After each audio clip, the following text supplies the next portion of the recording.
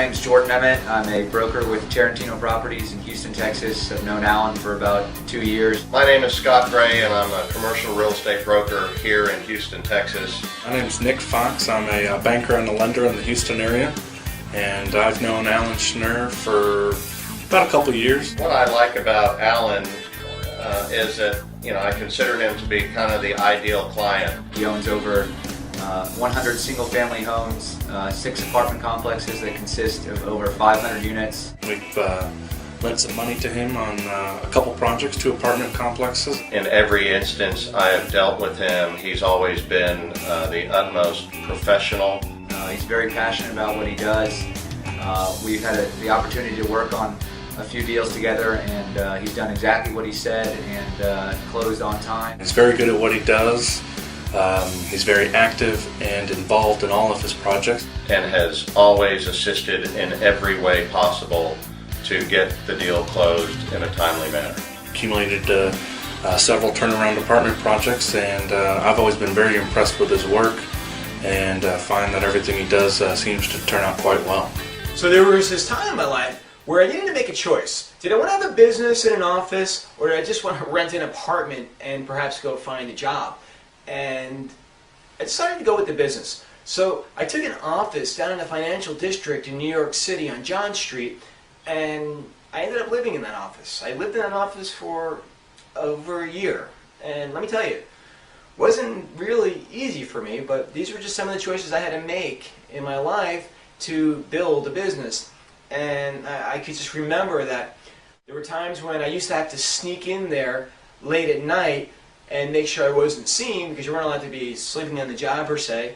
And I used to have this futon in the office. It was a futon chair, and I used to kind of roll it underneath the desk just so my head can have some privacy.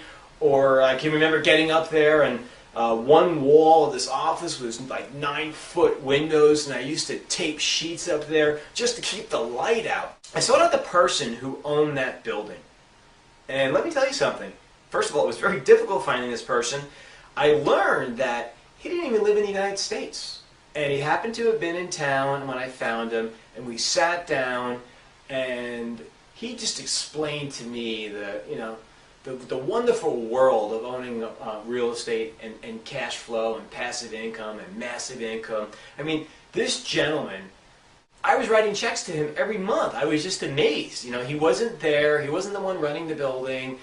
And, here I am writing checks for him. So I just started to understand the whole concept of active income, working in your job, and passive income, not working in your job, and massive passive income if you can, rev up the machine and buy multiple sources at one time. I really got on board the real estate idea after sitting down with this person, because he just bought like an old rundown building in New York City that nobody wanted, fixed it up, and it's quite valuable right now.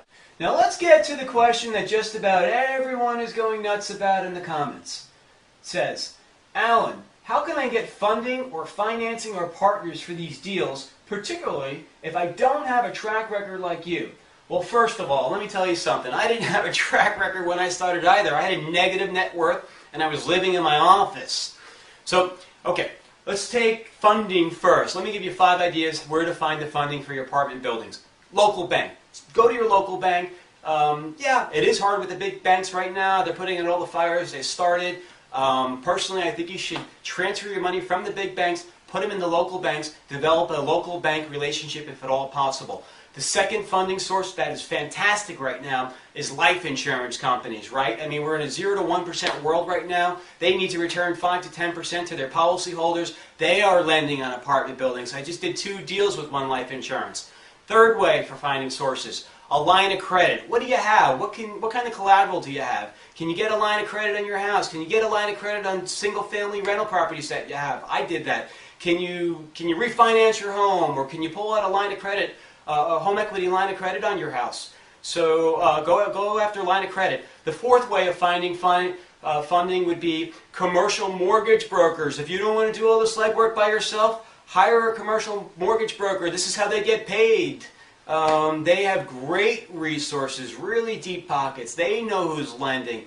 And the fifth way of finding funding right now, if you're in a tight spot, you got an incredible deal, and you need some short-term money, well, go to hard money.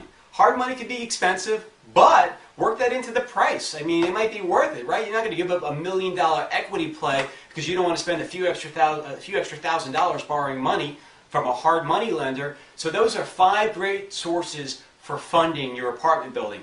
I stumbled into this unbelievable single-family house package deal last summer I wanted to tell you about, because I don't really want to buy one house at a time anymore because that kind of cash flow isn't keeping up with my lifestyle. There was these 2 packages. One was 15 houses and another one was 9 houses. So 24 houses. 24 house portfolio that a bank needed to get rid of really quick because they took all these houses back.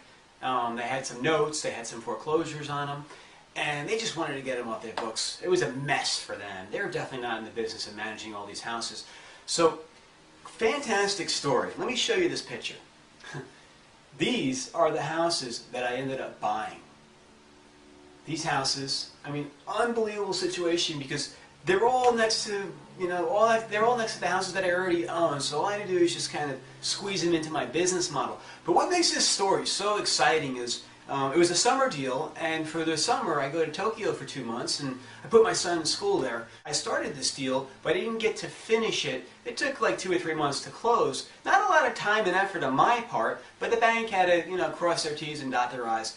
So I remember one morning I got this email. It was the loan docs that I needed to get notarized and the deal would be done. So what did I do? Found the American Embassy in Tokyo.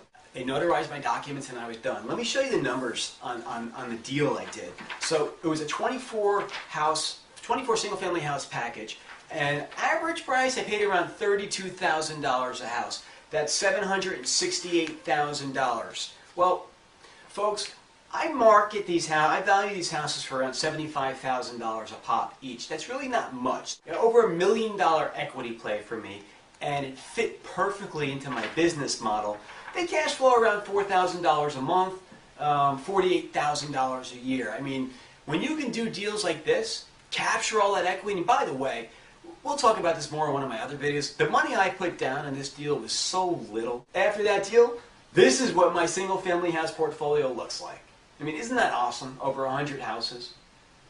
So, bank bulk deals. Go to your bank, ask them to see their list, their REO list. Banks are turning into real estate brokerages. They don't want to be in the real estate broker business.